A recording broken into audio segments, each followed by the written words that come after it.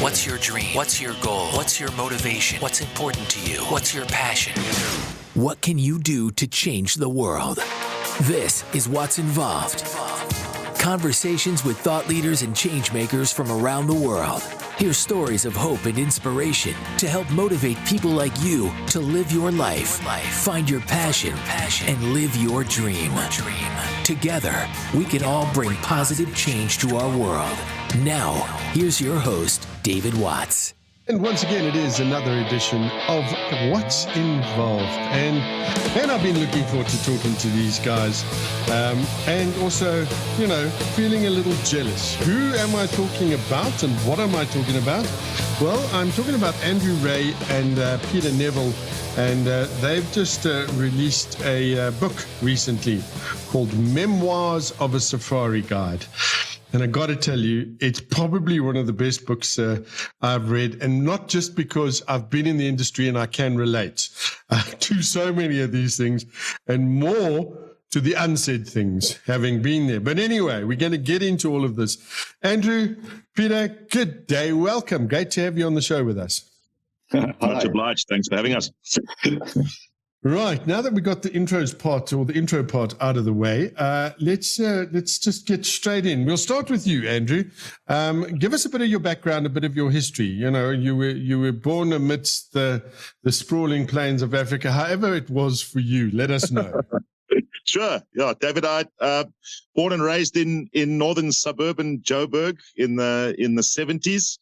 The country folk will remember what that looked like back then, and had no real basis for the safari industry, in the sense that my dad's a retired clergyman. I never really plugged into the industry that way, but I have parents who introduced me to Africa's wild spaces from a holiday perspective very early on. And so I was exposed to all these amazing destinations, parts of Botswana and Zimbabwe, and the Kruger was a regular, hiking in the Berg. That was holiday for our family. And so at a really early age, I was exposed and in a really positive way, and just had this amazing, very early on appreciation and love for all things wild and open. And that's as a kid, I just had this single-minded obsession with getting into the bush as soon as I was finished with school and studies.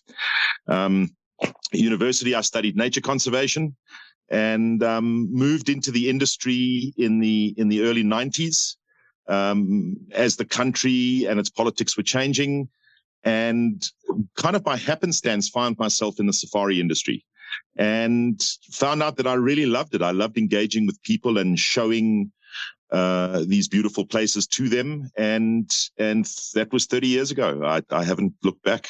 Yeah, that's me in a nutshell. Wow. Okay, so let's move on to you, Peter. Tell us a little bit about your background and your history, because you're not a South African. I've already picked that up by your voice. So jump in and let us know about Peter. I'm a little bit peculiar these days. I was born and raised in the UK, and just about the time Andrew was being born, I had a shed full and a garden full of all sorts of animals. So I come very much from the kind of companion animal end of life.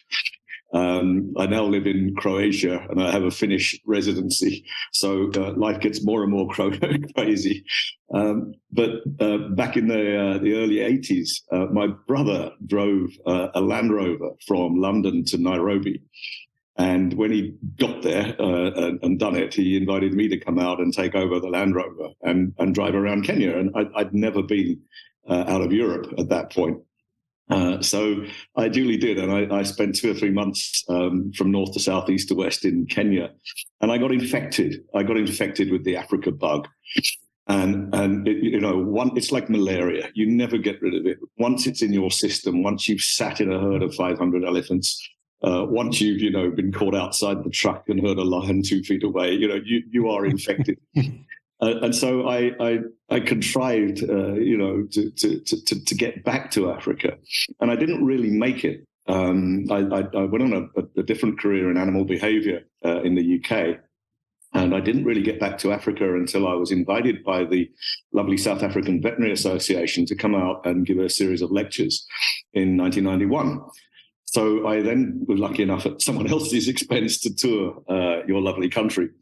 And that just, the infection rose up mightily. And from then on, I was just contriving ways to try to get out to anywhere in Africa, frankly. But it kind of, in the early 2000s, a colleague of mine at Oxford University had a PhD student studying the African wild dog up in the Limpopo.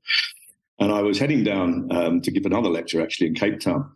And I thought, well, you know what, I'm going to fly up there and see what this is all about, because I'd never seen an African wild dog. I'd seen everything, but not an African wild dog. Oh, and leopards. I'd only ever seen the backside of a leopard.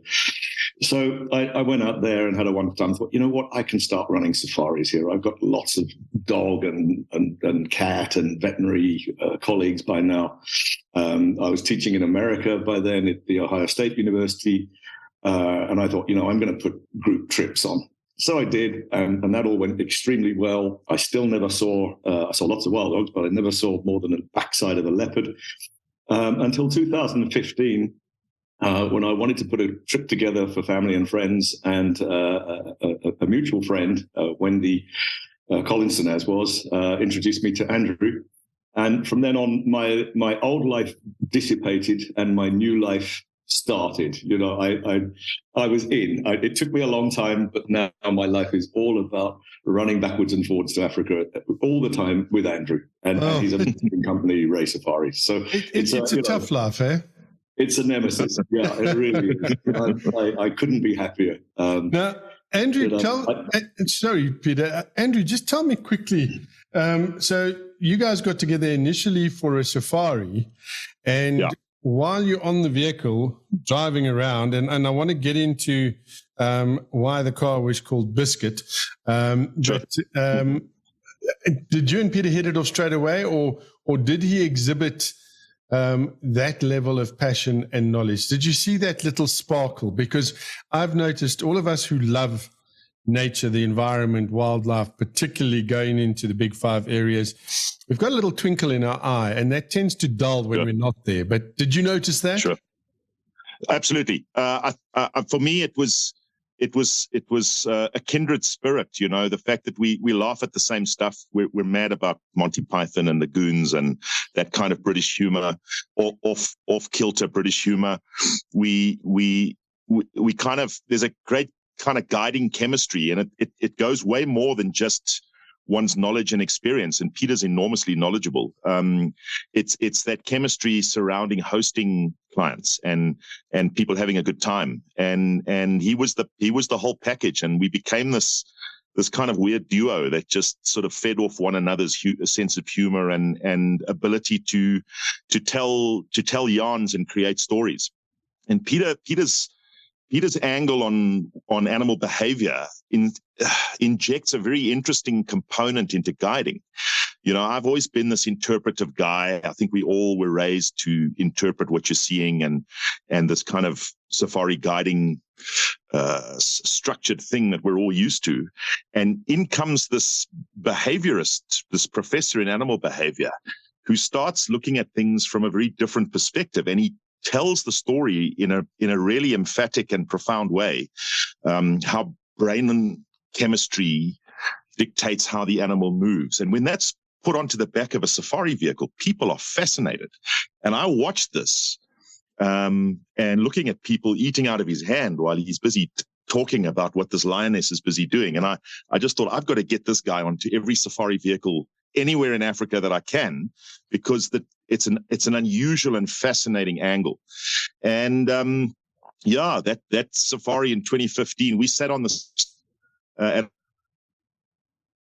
We just assisted with the notching of a rhino with the Pilanesberg Wildlife Foundation, and we kind of looked at each other with a lager in hand, and he said to me, "We have to talk," and that was history. The rest is history, as it were. Listen, I think that part of it is wonderful, but just give us a bit of clarity as well in terms of Ray Safaris. You started off, you said in the guiding industry. It's no secret that I used to be an open vehicle guide as well. Absolutely loved it. We've already established off air that we know some of the same people. But Sure. What made you take the leap from guiding and being a freelance guide to going, okay, this is something that I want to do, and I want to run my own business? I think, David, you a lot of folk in their sort of early 40s start to get this strange perspective that they know enough now to try and do something for themselves. I think I caught that sickness at around that age. But it came from a really fascinating lifetime of employment within the industry, not just from a freelance perspective, but I developed game reserves for foreign investors in the Eastern Cape. We did a stint, my wife and I, running a lodge in Botswana. And we finished up at a lodge near Mapungubwe, right up in the north in Limpopo. And the owners there were very keen on us taking over more and more of the established business. And we acquired, in the 10 years we were there, quite a nice chunk of sweat equity, which when the lodge got sold to Dutch investors, we sort of looked at this and said, well, if we're ever going to do anything for ourselves, here's the finances and here's the wherewithal, and we think we know what we're doing, and we have a reasonable following in terms of a database. And so Ray Safaris was born, and it's founded on an enormous love for adventure and for exploration. And so as quickly as possible, I wanted to get folk to Madagascar, to the Serengeti, to look at the migration, to trek gorillas in Uganda. And so Ray Safaris became more than just open vehicles and game lodges in Southern Africa. We started to push the boundaries of private safari guiding across the length and breadth of the continent, and more recently off continent. Peter and I got back from Antarctica in the middle of December. So yeah, it's become this big adventure, privately guided, personally hosted adventure safari brand that goes to look at the edge of what is developed and to look at what's on the other side and revel in the wildlife and the wild spaces that are there. This is What's Involved. My special guests are none other than Andrew Ray and Peter Neville. We're going to be back just after this. I'm going to take some time to just quietly wipe the drool off of my mouth because I am more than a little green at the moment. We'll be back in just a bit. It is What's Involved. It's so good to have you along with us. This is What's Involved. Don't forget to subscribe and leave a review. More next. And we're back. What's Involved? It is my special guests, Andrew Ray and Peter Neville, talking about a book that was launched a little while ago called Memoirs of a Safari Guide. And I want to get into the book in just a bit, gentlemen. First and foremost, it's a brilliant book. I love it. But Thank you. The illustrations, man, the illustrations. I've had the privilege of knowing and chatting to, excuse me, Dr. Jack, who is Yes. is an illustrator based in the Lowveld as well. Yes. And this is right up there. I mean, it's right up there. The illustrator is a guy by the name of Russell Jones. How did he fit into the mix? Russell's a very old mate of mine. We've collaborated on a lot of books in the past. He's a designer originally and an illustrator, a proper one. But he's also a jazz saxophonist, and he's introduced me to jazz music, for which I thank him for forever. But because he's also, wickedly oriented, shall we say, he sees life very strangely when it comes to animals, which he's not particularly an animal person. But the stories I've had from companion animal days and then, of course, these safaris really seem to tickle his fancy. So he set to work on this book for us and produced what he does. And he captures the essence very, very well. And I have to say it's quite rude because, some of those cartoons look suspiciously like me and Andrew. But he's a very old mate, and he's a lovely guy. And in fact, I was back in the UK not long ago, and we hung out for a few days and cooked up some more ideas for the future. So, yeah, he's a great guy. Well, listen, I'm going to put this out there right now. This cannot be the only one, okay? For some reason, this book and the way it's put together, for me, is while it talks about Africa and your guiding and the Africa I love, it's a throwback to like Gerald Durrell for some reason. Sure. And I don't know why, okay? But it is. And it tugs at my heartstrings. So I'm going to ask you right now. Okay, normally I ask this at the end of the interview, but I can't wait. Is there going to be more memoirs? Are there going to be further memoirs of a safari guide? I think so. Yeah. I think you better. We've talked about it, and the business continues, and we've got some exciting destinations coming up that are going to be new for us as private guides. So, the stories are going to continue. I think we've got half the material for a new book already in these last couple of years. So yeah, I think so. I think there'll be the further memoirs or the additional memoirs. We'll figure out a title. There's got to be. There's got to be. There's no argument. You've said it now on radio. It's got to happen. Oops. Well, you should see some of the ones we left out. I mean, those are the ones. Those are the ones I'd like a sort of private copy of, please, because as I said, having been involved in the guiding industry for quite a few years myself, as I said earlier on, the stories are great, but reading between the lines, it's the ones you leave out.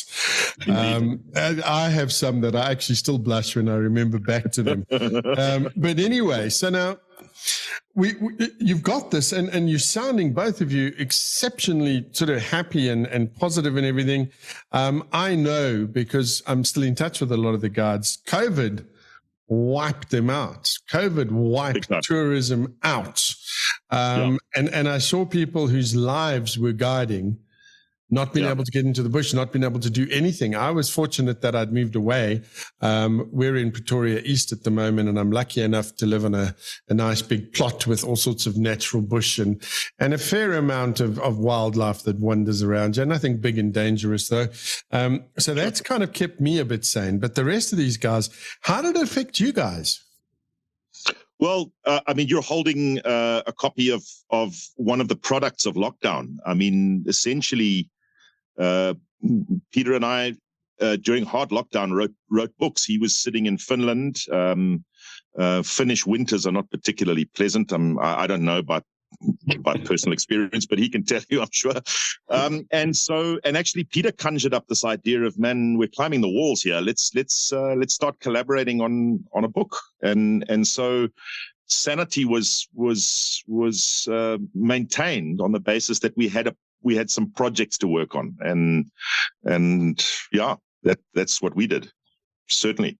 Also, from a business perspective, blessed to have a whole safari family of clientele that had faith in our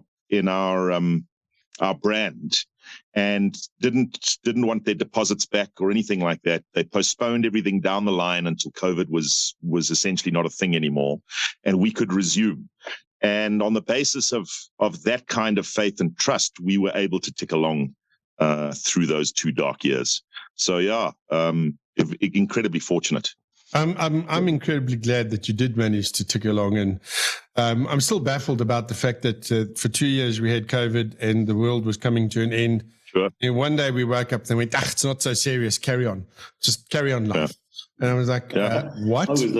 I was straight down to South Africa as soon as I could get out of Finland, which actually didn't suffer much in terms of lockdown, but we couldn't travel overseas. But I was on the first plane down and promptly picked up the latest variant and took it back to Finland. So I was the one on the list. You must have been incredibly popular. But anyway. He was very popular. Being Finnish, they got me right at the airport. I had no symptoms. I had nothing wrong with me. And they just said, they phoned me up in the middle of the night and said, you're not going anywhere for a couple of weeks, which kind of wrecked it. So there we are. You know what? The only thing that I think is an excuse for you not living here, Peter, is the fact that from what I've seen, and again, no first-hand experience, but Croatia is a beautiful country in and of itself. It's stunning. My partner is half Finnish, half Croatian, so we're testing out the other half of her DNA, if you see what I mean, because I'm afraid the UK is a no-go zone for me these days. But yeah, it's a fabulous country. We live right in the middle of Zagreb, the capital. Everything's, walkable distance. It's very affordable. People are lovely. They're absolutely friendly. And the countryside, which we've been exploring a bit this month, just gorgeous. I mean, I always find wherever there's wine and good food, people are happy. It's like South Africa. It's there's no elephants. That's my problem here. There's no wildlife. There's bears and there's wolves, and I've been involved with the guys here at the vet school and the conservation units, but. Everything hibernates and clears off in the winter. So I haven't seen anything yet. I've seen where they've been, which isn't quite the same. Oh, yeah.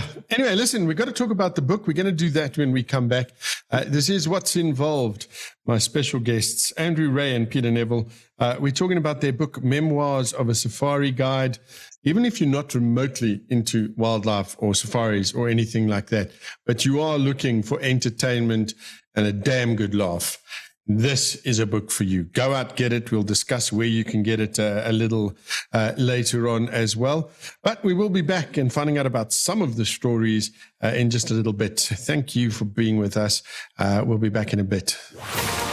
We'll be right back with more What's Involved. David would love to hear from you.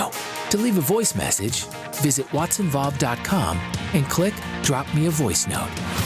And we're back. What's Involved it is with my special guests, Andrew Ray, Peter Neville. We're talking Memoirs of a Safari Guide. Now, you mentioned something earlier, Andrew, that when you were on this vehicle with Peter, just the way he knows of animal behaviors, etc., etc. And I have something that will stick in my head forever, or a couple of them. But the one is I used to work with Ian Milne, who I believe you know as well. Yep. And Ian took us out when we were still training, and he told us a story about turning rocks into leopards, which maybe we should share with Peter. But just that. And the way he wove everything together, and this behavior and the how and the why, I was hooked. And I mean, I am by heart a storyteller. That's why I do what I do, Sure. is stories. And I think stories are so incredibly important. Let's get into yours. I mean, this is a bunch of stories. So I'm going to let us just pick one or two as you will, and just share some that were memorable with us. Sure. I'll go first. I mean, it's a lifetime of stories that just make one chortle every time you think about them. But I think the one for me that I think of first when I think of this book had to do with a couple from the States that checked into a lodge that we were managing in the Timbavati just back in the late 90s. And they were very, very, from the moment they arrived, very clearly not in their comfort zone. These were people that, by virtue of having had neighbors that had gone on safari, had booked it to keep up with the Joneses or for whatever reason.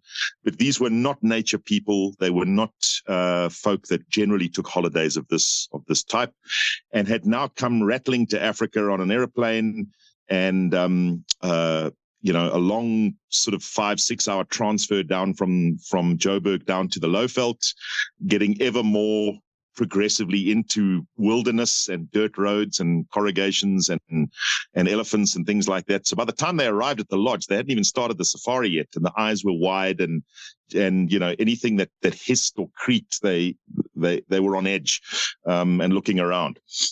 It was winter. The camp we managed in the Timbavati was a high-end luxury camp, but in the classic East African style, it was under tents. It was under canvas, so beautifully appointed en-suite bedrooms, etc., but under canvas. And so we showed these folk as gingerly as we could to where they were sleeping, and they'd missed the game drive. They got in quite late, so they wandered up, and we settled them down in the boma. Game drives arrived back. Drinks were being had. The fire was going. It was delightful. And then it was time for everybody to be walked back to their abodes. And this was an unfenced camp in the Timbavati, Big Five roaming freely. And so one is escorted back with a guide who has a rifle and a torch, flashlight.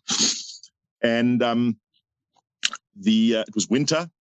Tents are not known for keeping you warm. And so water bottles, hot water bottles, are inserted. When our staff went to do the turndowns for the beds, these beautiful hot water bottles were inserted deep inside the bed to warm up the bedding ahead of one's going to bed. And so these folk were taken to their tents, safely ensconced inside, and everybody sort of scattered. Now it was time to clean up and pack away. About 10 minutes later, blood-curdling screams eschewing from this particular tent. And so, we're heading down with heavy caliber rifles and spotlights, expecting, an elephant to be tearing it apart or a leopard inside doing something nasty. And we get there, and the scene we're greeted with is just something enormously bizarre. What had happened was the folk had entered the tent, now exceptionally nervous after all that they've been exposed to in the last few hours, and had noticed these two lumps under the bed covers. and of course, the gentleman reached for, we had walking sticks and umbrellas in a thing next to the entrance of the tent inside. He picked up one of the walking sticks, one of the kiddies, and he gently prodded one of the lumps. And of course, it's a water bottle, so it's going to go bloop, bloop, bloop, and it's going to move in quite a disturbing way. And of course, this showed them that there was something live and terrible inside the bed. And so he began swatting these two lumps on the bed. Until one of them burst. And of course, that just looked like he'd killed it and it was bleeding. All the while, the missus is standing at the furthest end of where she could stand safely in the tent, screaming as if her life was ending. So we arrived to see this, and literally, took ages to settle them down. And next morning, they had breakfast and were checking out. They couldn't get the hell out fast enough. And yes, obviously prompted us from then onwards, when you arrived at Boma, or you were leaving Boma dinner on a winter's eve to go to your tent and be guided to your tent, water bottles from then onwards were handed to you and explained as opposed to putting them into the tent. But yeah, that one you just realize that you take a lot for granted when you live and work there. And folk that come from, downtown Detroit or wherever it is, they might as well be from another planet in many respects. And so you've got to really walk them through it in terms of what's there and how it all works. But yeah, that was one that swatting of a water bottle that just that blew me away. And you've got to hit a water bottle fairly hard to get the thing to burst. Let's be honest here, okay? You can imagine how much adrenaline was driving that guy. Let me tell you, he probably thought there was a python or something inside there. I don't know. It reminds me of when I was guiding. We often used to do tours for a Belgian tour company, which involved us going from Nelspruit down to OR Tambo, picking them up back there to a place in Hazyview, etc., etc. And yeah. I was chosen to work for this company because I had a fairly good understanding of Afrikaans, and there's a whole lot more to the story. But I'll just give you, I suppose, the radio friendly bit is every time I stopped at a toll gate to pay the toll, I said to them, "Can I please have the slip?" Which resulted in gales of laughter from behind me, from these Belgians, and I had no idea what they were going on about. But the women were starting to look at me like I was really weird. And eventually when we got to the lodge that night, I said, "You got to tell me, why are you laughing like this?" And in Flemish, a slip is your underwear. So apparently I'd been asking the tollgate attendants to hand me their underwear. So love it. These are things that happen. Indeed. Now, there's more stories. There's many more stories.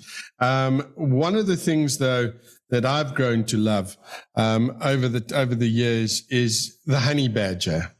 And I was fortunate enough to have a personal relationship with a honey badger by the name of Stoffel, who was at Maholo Holo with Brian Jones. And, we know Stoffel well. Yeah, Stoffel, there you go. There, look at that. Peters, you can't see this, so I'm going to tell you, he's just shown me his T-shirt, and he's got Maholo Holo on there. There you go. And Stoffel was one of the most amazing honey badgers I'd ever met. And his favorite thing is you could grab him and hold him and then roll him like a bowling ball. And that was the best thing ever in his life. He was also a major escape artist. And they had a lion there as well at the time called Big Boy, who was literally one of the biggest lions I've ever seen in my life. And one day, industrious Stoffel escaped and got into Big Boy's cage. And we were there, and we heard this pitiful noise coming from Big Boy's cage. And there he was, sitting on top of his little concrete enclosure with Stoffel marching around underneath going, "Come down, buddy, come down, and I will show you who's boss." You guys have a similar story, don't you, Peter? Well, we got lots of stories. The honey badgers remind me. Okay, let me go and see if I can find it again, because I did actually mark several places in the book. But of course, now that I'm trying to find it, I won't be able to. It's in the bollocks, page 41 of Memoirs of a Safari Guide.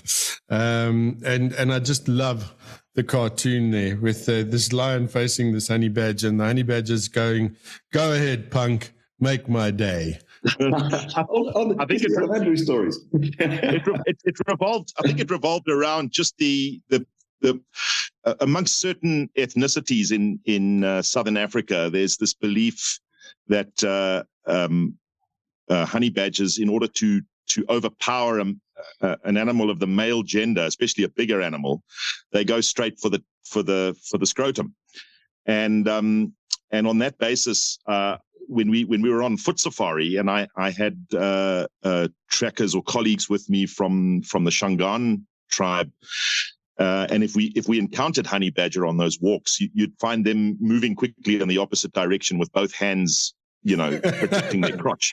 So yeah, it was just that, and when you haven't had that basis of understanding of the species, you just wonder the whole time why these guys immediately go to protect their nether bits, and then you realize, oh, hold on a sec, there's this belief that that's what he's going to go for first.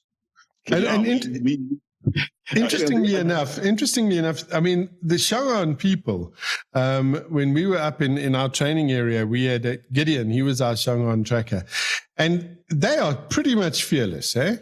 Aside from being damn fine trackers, they're pretty much fearless. But yeah, the honey badger story is honey badgers and snakes. Yeah, that's the one thing. Yeah, no.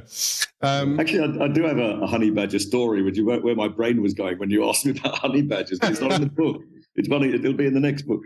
And I was in my past life. One of the things I did was trap, neuter, and release schemes for feral cats or stray cats or cats that live around hotels. So I would, come into a country armed with all sorts of traps and the whole veterinary business to get them, treated and neutered, and then the healthy ones can go back where they're looked after and keep the rodents down, was the theory. And I was in a hotel one time and set all my traps out at night and did my rounds last thing. And there was a big grey snarling creature that certainly wasn't a cat in one of my traps. And the manager of the hotel was with me, a Dutch guy, and he said, "I'll leave you to that one." And he just ran off. He just went. And I'm standing there in the middle of nowhere looking at this angry thing inside. And somehow I've got to open the trap and release him, you see. And I look around and this guy's gone inside a little outbuilding and he's looking at me through the window, laughing, you see. So I thought, well, okay. And I worked out a way to open the lever of the trap so that the animal, which I didn't know what it was at that point, could come out the way he went in, as it were. So I did that, and this thing just shot out and ran off for cover. And all I saw was a kind of flash of grey and black and white and so on. And so I just set the trap again to try and catch some cats, and just thought, oh, I've got some local beastie there by mistake, And I came back in. I said to this guy, "What were you you doing? Where did you go? You're supposed to be kind of helping me transfer cats into a carrying cage so that I can put them in the car and off to the vet and everything else. And he said, that was a honey badger. He said, they go for your nuts, I'm not hanging around helping you. I said, thanks for telling me, man. There is something about them. They are spectacular animals, and they've got this shuffling walk, which is it's filled with intent and purpose. And it's one of those, do not get in my way, mortal, because absolutely. I will just do bad things to you. And yet, I think they're amazing animals. There's so many more stories, gentlemen, and I wish we had time to discuss them and to talk about them. Sadly, we don't. We're running out of time. When we come back, though, we're going to wrap it up, find out a bit more about you guys, where people can get hold of you, maybe some of our locals, or indeed internationally. The podcast is listened to internationally. We'd like to get hold of you guys and go on a safari. This is What's Involved, wrapping it up when we come back with my special guests, Andrew Ray and Peter Neville, authors of Memoirs of a Safari Guide. Back in a bit. Hey, like what you're hearing? Share the podcast with your family and friends and spread the word. This is What's Involved. And we're back, wrapping it up. My special guests have been Andrew Ray and Peter Neville, Memoirs of a Safari Guide. We are wrapping it up. So the book's out, Andrew, and it's been out for a while now. Available in most good bookstores. Yeah, we've got some wonderful publicity folk that are helping us advertise and distribute the book. Probably the quickest way to get one's hands on it inside South Africa is online. If one looks up Willow Trading, willowtradingsa.co.za, is where one can acquire a copy that will then be sent to you. Peter and I actually have 2 books up on that with these publicity folk. One is called African Predators, which is basically a field guide focusing on the large cat and dog-like carnivores of Africa. And then, of course, Memoirs of a Safari Guide. So Willow Trading, if one Googles that or takes a look online, from a South African perspective, that's access to the hard copies. And obviously, they're working on distribution into stores and game lodges and things of that ilk. And then for folk outside of the country, on Amazon.com, it's available as an ebook. If you can, and take this from me, okay? If you can, rather get the actual physical book. The ebook is great, but there's something about having a book in your hands, and particularly this one. Particularly this one with the stories and stuff like that. I'm fanatical about my books, and people often say to me, but it doesn't even look like you've read it. The spine isn't even cracked. I cannot say the same for this one, because I just, I need a little bit of a pick-me-up and a little bit of a reminder. I'll go and page through, pick a story, read it, and I'll feel much better afterwards. So get hold of that. Peter, you've also got other publications available. If somebody wants to find out a bit more about Peter Neville, where do they go? Again, the best way is just dial me up on Amazon and all the books I've ever done, which are mainly about domestic cats and dogs. But we just put out another COVID production when we'd finished Memoirs of a Safari Guide and African Predators. I got on to Russell Jones, the cartoonist, and said, let's round up my old career with a book called Do Pets Need Shrinks, which is a look at all the crazy cats and dog cases that I've seen over 30 years in treating the totally deranged members of the canine and feline world. So that's just out. That's only available on Amazon Kindle at the moment, but literally just out. Another, we have a lot to thank COVID for. Us 3. Listen, as you were talking about this, I was just thinking to myself, and don't judge, okay? Just don't judge. But we have 9 dogs. Wow, okay. That's a pack.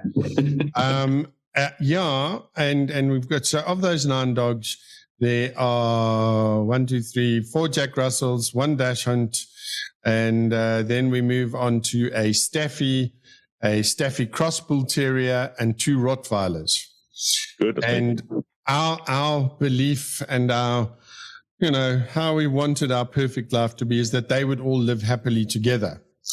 They didn't. Well, I could have charged you for that information. So now we have upstairs indoor animals, we have outside backyard animals, and we have downstairs outside animals. And so far, the separation seems to be working. We might need your help, Peter. We might need your help. There's enough for a whole conference in that lot. Also, Andrew, if somebody's interested in going, listen, these guys sound like, I would sign up yesterday if I could to join you on a safari. But if somebody wants to go on a safari, they want to find out more about what Ray Safari is all about, where do they go for that? Website is www.raysafaris, with an S on the end, one word, .co.za. RAE.SAFARIS.co.za. And our various emails are on there in terms of a discussion about what one would like to do, and some of our set departures that we market every year to see the migration in northern Tanzania, gorilla trekking in Uganda. We're in Galapagos in March next year. So those kinds of departures are showcased on the website. Wonderful stuff. Guys, I don't wish another pandemic on any of us, but I do wish that second book, as I said, because I'm going to have wiped this one out in the next month or so. So we need to make a plan there. Thank you so much to both of you for taking the time out and having a chat to us. It is an incredible book. It's a book that'll just bring a smile to your face. And it's amazing. And we didn't even get to talk about Biscuit. We didn't get to talk about the sleepwalking rhinos or the boot-eating hyenas. So there's a lot more. Get the book. Or my favorite, the cleavage diving gecko. You know? Yeah, that one. Let's not forget that. Sounds like a gecko after my own heart. Gentlemen, thank you so much for your time. We wish you all the very, very best. Thank you. Thanks for having us. There we go. Wraps it up for this edition of What's Involved. To each and every one of you, take care, look after yourselves, and thank you for listening. Thanks for listening to What's Involved. We hope this episode inspires you to find your passion and live your dream. Don't forget to rate, review, and share the podcast. And to see what's happening, what's going on, and what's coming, follow What's Involved on Facebook and Twitter @What's Involved. Thanks again for listening.